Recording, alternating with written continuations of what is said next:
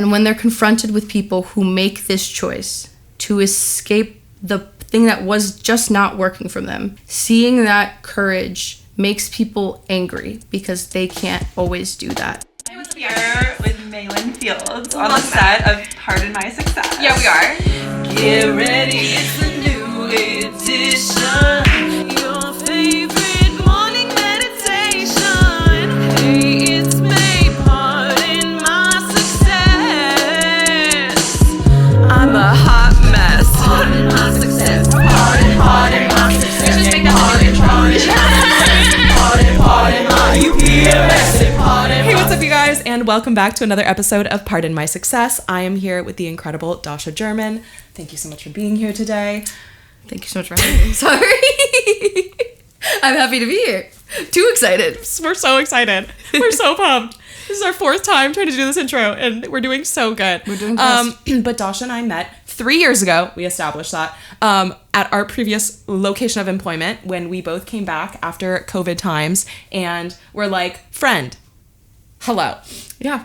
For at least a little bit of time that I was there for the time that I was there. Mm-hmm.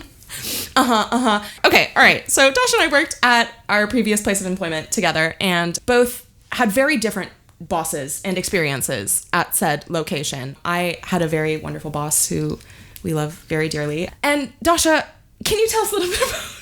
Yeah, without providing any obvious information. I mean, she was a powerhouse, that's for sure. She was a boss.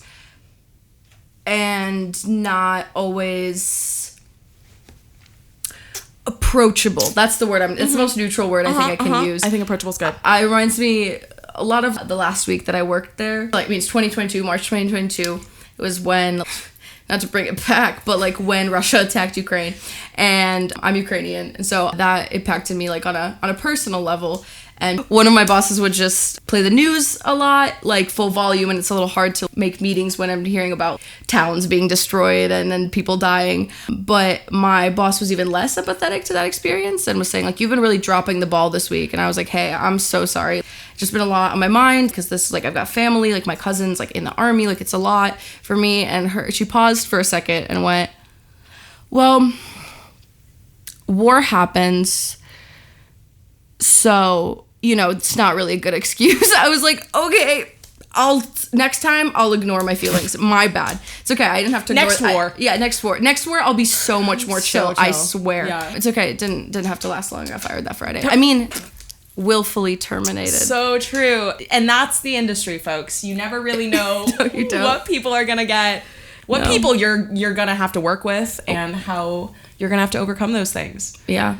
It's also, I mean, California is also, I mean, I don't know if it's definitely like this in other places too, but there's a lot of companies that can fire you for no reason. Yeah. So it can be stressful working in those environments where you're like, at any given point in time, and it could be for quantifiably no reason. In fact, it says for no reason. Could be for no reason. I mean, the win for you is that you can leave at any point and you don't have to do it 2 weeks, and that becomes more of a formality. But that also means that they're like, your boss like didn't like your vibe that day. Bye. Anyway, well, we're fine now. It's fine. We've moved on because that wasn't where we wanted to be. The office life was not for us, and we learned that, and we powered through, and we discovered that where we want to be is actually creating our own projects. And so, can you tell us a little bit about your creative endeavors and like where you see yourself? Yeah, I think that a term that could just describe me and that cover most things is I'm an artist. By schooling, by education, I am technically a writer and director. Went to film school, Emerson College. Boston. We recently found out that we were in Boston the same 4 years and just had no idea. Well, I was only there for 2.5. Oh, and technically one of the halves, I was in Australia. Yes. So we were technically there for 2 years. 2 years where we could have potentially interacted. Yeah. Our paths merely met. Yeah, they did, but they used to go apart. Mm-hmm. Yeah, but after film school, I moved to LA 3 weeks after I graduated. Oh my God. I was going to take a break because after, graduating in 2.5 years is really like 2.5 straight years. Like I had summer schools and programs and stuff that I did over the summer. So like I've been working really hard for a long time, and I was really excited to get out here and live my life. So January 2020, I came out here ready to start my life, live my my most exciting dreams. And that lasted for about 2 months. And through that time, it was hard to find like what exactly I was doing. It kind of felt like nothing mattered for a little bit, not to be negative or anything. No, that's real. But it was hard to find a thing. But in the last 5 years, I've really come back to the term artist, because when I even got here, I didn't really have like the confidence to think I even was capable. And what I mean by artist is, yes, like I do include like my filmmaking within that, but I'm also a painter. So I usually paint in acrylic mostly, but like I do portraits of people, but like I wouldn't call it surreal besides like the coloring. I know this. Yeah. Is so exciting. Yeah, I do. I paint portraits is like, I don't even know if that's the right term. It's more like landscapes of people is how I would best describe it. And then I like eventually decided I wanted to upcycle clothing, because there's so much clothing out there that kind of just goes nowhere, and I just wanted to make from what I had, especially because I had so many clothes. I was like, I have so much I want to get rid of, but like this is also a canvas. Like it could be a canvas. And I started painting clothing, and that's so cool. Yeah, it's one of my favorite things to do. It's a lot of work, and they're expensive pieces by the time they end up. So with everything, it's hard to sell things that cost a lot of money, but it's because it's art. Yep. I think so it's a lot of painting, a lot of writing, filmmaking. Anything that's art, I probably have tried or will try in the future. I love that. And as we all should, we are all creative beings here. So get out there and do some painting. And I would love to see some of your art of clothing. That's of course. really cool. I'd love to show you. Oh my God, amazing. Yeah, we're going to put some of that up here. It's going to be great. Okay, well, before we get to our questions, in fact, Dasha was just on set with me Friday, just a couple days ago, shooting the music video for The Burn that we have discussed. The official photo shoot happened. Dasha was on set. Can you run us through how that was for you? Thoughts, feelings as our director, videographer, icon on set, singing with me the whole time. Yeah. I mean, it was great. I really truly had a blast. I liked your concept. I thought it was fun that like the music video was happening during the very real photo shoot. It wasn't just for the bit. You got some. I haven't even seen the photos yet, but I'm excited. So excited. I'm excited for you to show me those later too. But it was cool. It was a really like we didn't have like a super shot list plan for this one. This was a little bit more organic, which can be kind of like, sometimes it can be stressful, but like when the concept is so clear, it gets a lot easier to just kind of build something from there. And it was just really fun to hear your song 4,000 times. Yeah. And now I know it really well, so that's that's gonna be really helpful for when I'm editing it. Truly, it's gonna be really great. And I'm just excited to get that put together. It's cool to see these sort of, I guess the right term is multimedia kind of project with like so many layers. It's cool to be at different parts of it. It's yes. And I'm so excited to see everything that you do. Oh my God, on set, it was so funny because, I didn't really have a shot list in fact. And I just kind of was like, this is the concept and it's going to be great and have fun with it. So I'm like, I would love to just lip sync the song every time we have a new outfit. And then Dasha like really took it on yourself to just be like, nope, let's go here. Let's move here. Like, actually this concept would be really cool. Like, what if we, on 3, you flung yourself out the window, and I'd be like, yes, amazing. We're doing that. That makes me sound like a scary director. The window was at floor level. Okay, yeah. Round level window. Thank you for explaining that. Because I was like, hey, for the art though, I'm going to need you to throw yourself out a window. I think you have to understand. Yeah. Injuries are part of the process. It really is, the creative process and like the vibes we're just really trying to implement here. It was a very beautiful time, and I really appreciate you. So I'm so excited to see how that comes out. You guys will get a little bit of a sneak peek here. So whatever Dasha feels willing to show you, you will get a little bit of right now. The jealousy, it's killing me. 2, 3, 4.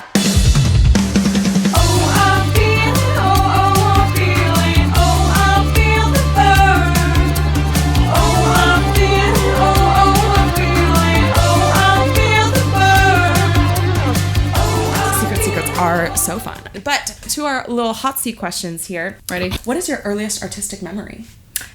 Oh, that is a great question. My earliest artistic memory. I mean, I know when I started taking like art classes. It's hard to say. I don't know. I think I've always been an art kid. I'm sure there's plenty of times that I was like just throwing paint on stuff. But when we moved back to the Chicago area, because I also lived in Boston a little bit as a kid when my parents were doing dental school again, as immigrants often have to do. It's fun. Yeah. You had 7 years of education? What about 9? Let's do some more. Let's do some more. So when we moved back to the Chicago area, we moved back to Skokie, Illinois. That's actually hilarious. I didn't know that you were an Illinoisan as well. Yeah, I'm from Chicago. Because I'm not from Chicago, but I'm from Southern Illinois. Where are you from? I'm from Belleville, right outside St. Louis. Oh wow! So you're in 6 hours. Yeah. I'm north of Chicago. Yeah, right. Yeah. And so that's why I never say Illinois, because when I do, people are like, Chicago, and I'm like, no. That's why I say Chicago, unless you're from Chicago, in which case I say I am from the northern suburbs of Chicago. It's the Chicagoland area, though. When I voted, it was in Cook County, so it's the same county, but it's not Chicago. I do not dare to claim that I'm not from Chicago. I'm not Chicago. I just enjoyed weekends there, but it doesn't count. I know it's like not to real. visit. I'm so sorry. Yeah, but I'm so from that real. area, that general area around this city. And yeah, when I moved back there, I probably asked for it at this point. But I honestly am not sure if it was like me asking or my mom's, choosing that for me. Because my mom's also a painter and she's really good when she's not being a dentist. I started taking these art classes with this woman named Sasha. How old were you? I was 4 something, 5. Wow. Yeah, I know I was definitely taking when I was 5. I'm just not sure. But yeah, she was a Russian woman, and usually Russian teachers are scary and mean. Yes. But she was never that, and it was like inside her house, and we would just come over. It was like a couple streets away from me, and I would just come in, and my mom still has it. I made like a paper mache boat, painted it, and did portraits, and I really just loved it so much. There was nothing negative I could possibly say about it. And when we moved to where I grew up for the most part, which is Glenview, Illinois, I went maybe a little bit longer, but then it was just kind of not worth the drive. And I've done different art classes throughout my life, but that one's the one that I actually really loved. Sasha, we miss you. Bring do. her back. Bring her back. Okay, who is your biggest creative supporter? Biggest creative supporter. That's a really great question. I'm going to say that. Thank you. I'm so glad. That's a really great question. I try. That's it's been different throughout my life. I think presently speaking, I would probably say my girlfriend. We have been dating just about as long as I knew you. But she's a musician, so that helps, obviously. But she has always been really supportive of my art. She's the one who's like, you can't just work all the time. You have art things you want to do, take some time and do that. You can't just be obsessed with having to make money. Have fun, because you're not going to make the money right now anyway. Yeah. So she's always a big supporter. She goes with me to all my markets where I'm vending and just sits there on her phone, but she's there with me. It makes it a little bit easier to handle it. And she's always really proud of me, and that's really, really helpful. I will say my mom used to be, despite the one being introducing me to art, keeping the art in my life forever. No one in an immigrant family wants their kid to be an artist. It's hard. It's really hard. You either have to be just famous from the get-go, and that's where that's allowed, or you're a doctor, I'm supposed to be a dentist. Yep. Which imagine me as your dentist. You know what though? But we all know Delilah, our fellow rave girlie, who is a dentist. Who's a dentist? True. And true. She rivals you in piercings and hair colors. I think that's true. That is very true. I always it wasn't really the path for me, but I do appreciate the art of dentistry. Just not my art. Not your medium. Not my medium. That's okay. But yeah. My mom, and these days, it's been a lot of growth to get to this point, but she's really such a huge supporter. And even for my birthday this year, gave me a gift card to a massive art supply store. She's like, I know even if you don't need it right now, this will never not be useful to you. And yeah, it's really cool. She always, whenever I send her my art, she's always like, you are genius, you are genius. You must share this with you. When's your next? You need to get into a gallery. I was like, I love how quickly you make it about productivity, but it's still, I do appreciate the angle change. Now it's when are you going to be the best artist? Yeah, it's a nice shift. It's better than when are you going to get a real job? Yeah. Now it's when are you going to be really successful? Yeah, when are you going to get recognized? Yeah. I don't know, Mom. I'm trying. I'm trying my best, Mom. Please. Yeah. Oh, I'm really trying. No, literally. Okay, bringing it back to earliest memories. When was your first memory of knowing that you were non-binary? We could claim that I looked my youth or something. I was a tomboy or whatever, but it's hard to draw the line between was I lesbian then, or was I non-binary? What was the gender representation here? But technically, I say this a lot of times, when I talk about this, is it was sort of random. Some people have felt it their whole lives, had known from the day that they didn't fit where they were, and I was but sometimes I did and sometimes I didn't. Definitely had middle school experience. I think I feel of not fitting in without actually knowing what it was, or that I didn't dislike it. But when I was younger, I taught myself to talk higher because someone said my voice was too low or something. And then I've had to spend years now going in the opposite direction, so I no longer talk as high as I used to. But it was in college. It was very random. For a class, we had to make a short film, shot on film. It was a really cool experience. And for some reason, my script was chosen, even though I wanted to direct, but whatever. They chose my script, and when we'd be reading it in class, going over it, sharpen the script and stuff, I kept running into this problem where it's it was supposed to be an only 2-person person thing. There was only supposed to be 2 real characters in the whole thing, and like that was kind of the focus of the assignment. And I could not decide one of the genders of one of my characters. I knew that one of them was a guy, and the other one actually kind of didn't know, because like maybe I wouldn't do a guy, because each gender combination has some like assumed dynamics, and I was like, something about making it, because I was like, I could make it 2 girls, but I was like, that's not really what the character, I was like, I do kind of want that one to be a guy. And the other character, I was like, I don't know, because I'm worried about making the character a girl, because I was like, I don't want to imply some kind of like underlying romantic tension or anything like that, because that's sort of where most people go. So I just like, when I was writing it, I just threw in like, non-binary pronouns. I was like, just they, them throughout the thing when referencing that character. Still what could be qualified as a feminine name, but I kept the pronouns that way. And then like, as we do readings in class and stuff, I'd get really frustrated when they would just like she this character, when that's not what I wrote. And I was like, I'm as a writer, I am annoyed that you keep sheing the character. Keep sheing this character. You keep sheing this character. And then the person that was supposed to play the part ended up like dropping out last second, so I had to act in the role.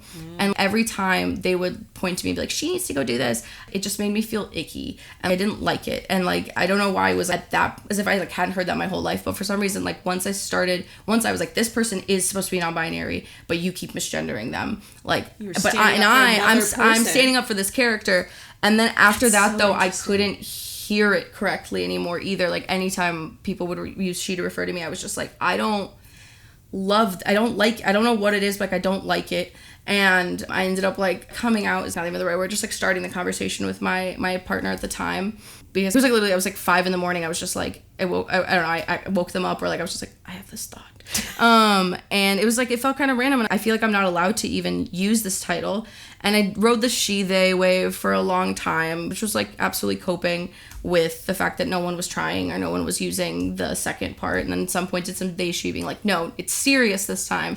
But it's hard to, it's hard a lot of times for like trans masculine people to walk away from that old identity of like woman, partially because of the struggles that come with being a woman and just like misogyny. I often say there's, no matter what, misogyny will follow, because technically misogyny follows men too, like it's everywhere. So I'm like, it will follow me whether or not I want it to, but I don't have to keep holding on to this pronoun to like validate that experience and invalidate myself in the process. So eventually I committed to the bit, and not the bit. Not the. It's sometimes it's real. It's not a phase, Mom. It's not a phase. I mean, but for a long time I really thought, like, not thought that it was a phase, but there's always like this anxiety that's like, what if I am just like making this up? Like, what if I just didn't think I was struggling enough? And it's just like this anxiety, because there's also people who say that to you. So you're like, maybe that's true. Maybe like I am, but it's like after it's now been, because I was 19, so yeah, after like 7 years, I think I can pretty confidently say like, no, this is what I am, and I'm happy to be this way. I like the freedom of it, I guess. Yeah. I love that. Amazing. And what would you have to say to anybody who maybe doesn't understand like your personal experience of wanting to be called they, them? I would just say like, why not? Like what? Like really, it's like that's often how I've broken through to people. It's like, can you tell me what your real problem is with this? As much as it makes me angry, obviously, and I don't allow it for anyone else in my life. Like, my life is filled with trans people, and I love them all very, very much.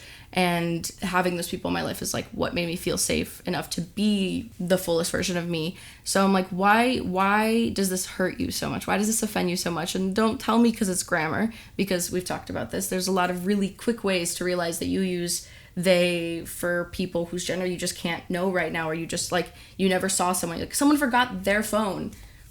You're going to be like, someone forgot his or her phone. You're not going to say that. No one says that. So it's like, it already exists like that. All it is like, try practicing it. Just try doing it.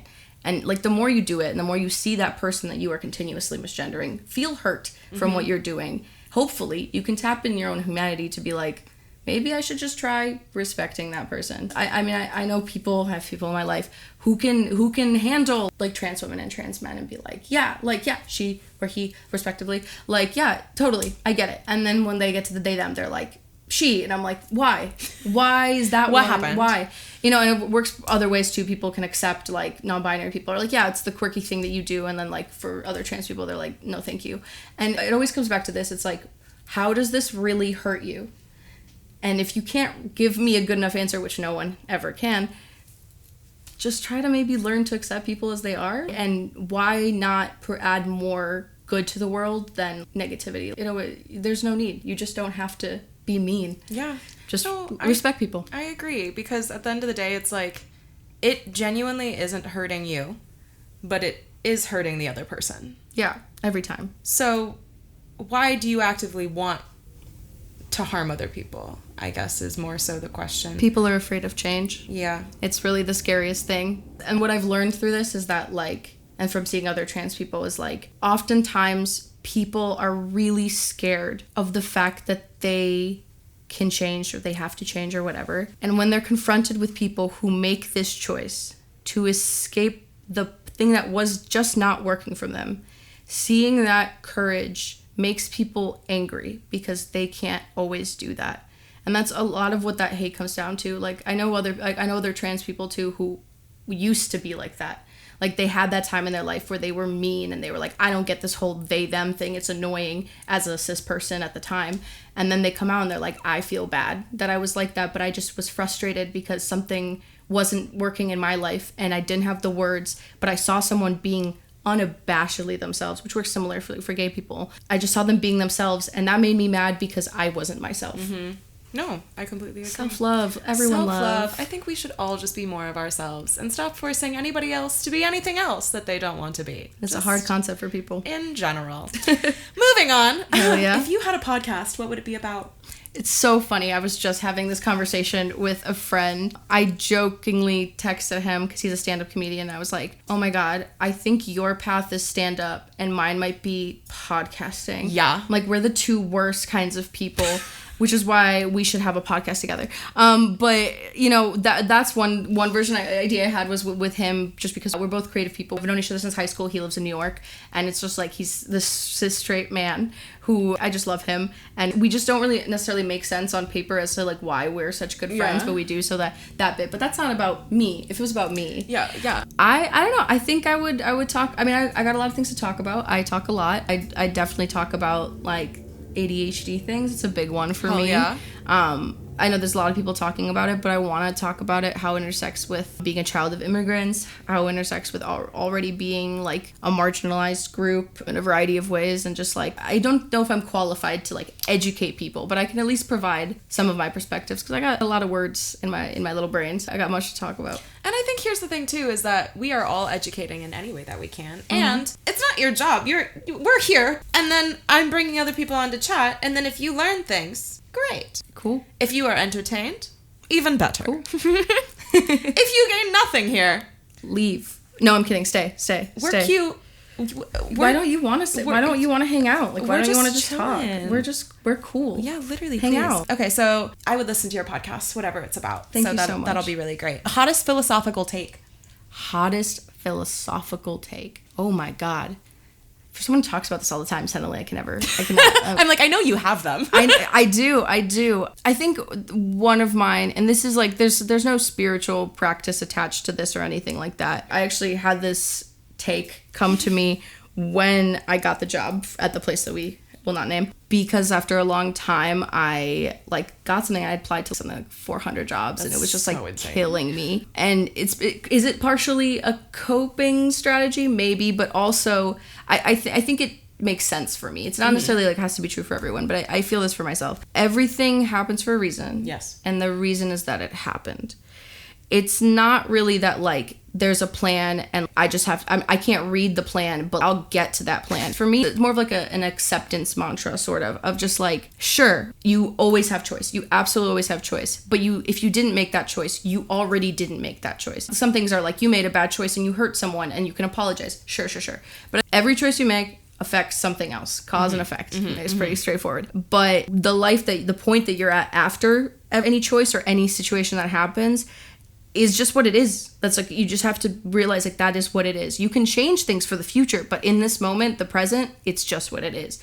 So, like, for me, it was just like, yeah, I struggled so much to get to this job. And ironically, like, with that job kind of not working out, like, you know, I had to kind of say to myself again, like, everything happens for a reason, and the reason it happened. And what this job taught me is that I'm not meant to be working in a cubicle. I can't, and I'm not meant to go like get into the industry by like working my way up from a desk. I got to go out there and make stuff and find my own funding and build my own future.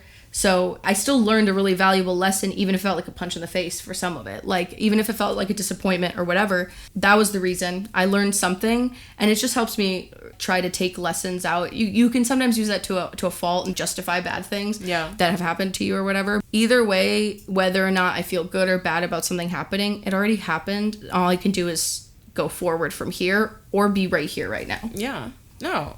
Took me a second to get to where you were with that, but yes. No, everything happens for a reason, and the reason is that it happened. Yeah.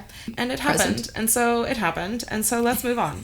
Because I have a problem of being like, I can't believe that it happened. Yeah, no, this is still, at the end of the journey. It's never during, it never feels that good during. There's been plenty of not so fun things in my life where I'm like, I literally hate this. And I'm never going to be like, I'm so glad all those bad things happened to me. Because I think we kind of do that sometimes as a way to like, be like, no, at least I could have learned something. Yeah. I'm not talking about those situations. I'm just talking about everything as a whole. I don't feel like someone set up my plan for me to like have to work through, because like, I can make the wrong choice within any plan. So whatever plan there may or may not be for me, the plan that I'm on is the one that I'm on. Whatever choice with each moment, it like resets. Like every second, like it kind of resets, kind of as a continuous thing. Time is hard to measure anyway. Time has no meaning. Yeah, that too. As we all know. Yeah, my hot take is that time isn't real. Time isn't real. That's it. That's all I have to say. All right, next, favorite color.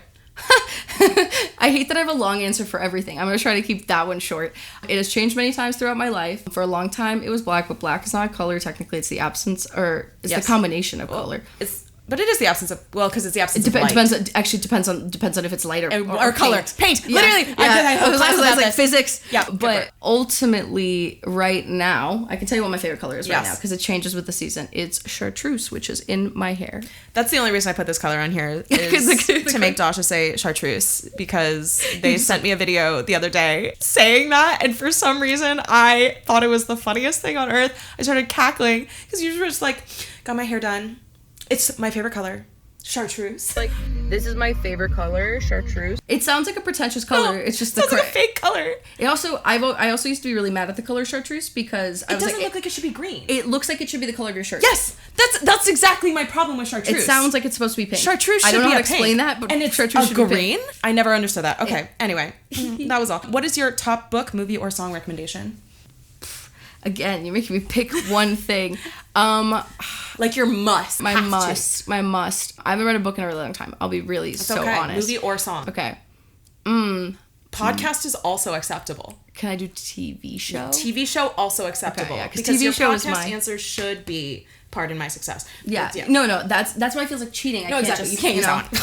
Can't do that. Okay, so TV show. Yeah, I mean, I love TV a lot. The dream eventually is to be a television writer. So like, I got a lot of favorites, and through dating my girlfriend, who apparently has never seen anything ever, which is awesome, because then I feel good to be like, the cool first time. Oh my god, you have to see this. Mm-hmm. But one show that I just really loved, and I just want everyone to watch at some point, is called The Other Two on HBO. I've heard about this. It's like Justin Bieber's siblings, right? Essentially, that's the concept. It's phenomenal. It's just genuinely so funny. The way that they have jokes that have a punchline that lasts like 6 episodes is my favorite. They'll like be self-referential in a way that doesn't feel on the nose ever.